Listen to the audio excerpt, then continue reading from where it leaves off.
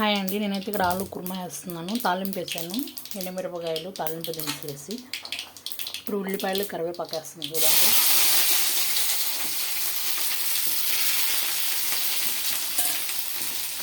ఇది మంచిగా ఫ్రై అవ్వాలండి.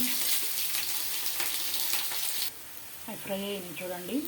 ఆ తర్వాత పచ్చిమిరపకాయలు, కొబ్బరి, అల్లం, చిన్నుల్లిపాయలు, జీలకర్ర వేసి మిక్సీ పెట్టానండి. ఇవి ఈ మసాలా వేసి దాంట్లో వేయాలండి.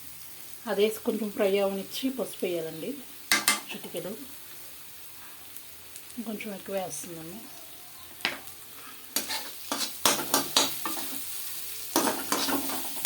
పసుపు వేసి తిప్పండి. దుంపలు వేస్తున్నాను చూడండి, పసుపు వేసి తిప్పాను. దుంపలు,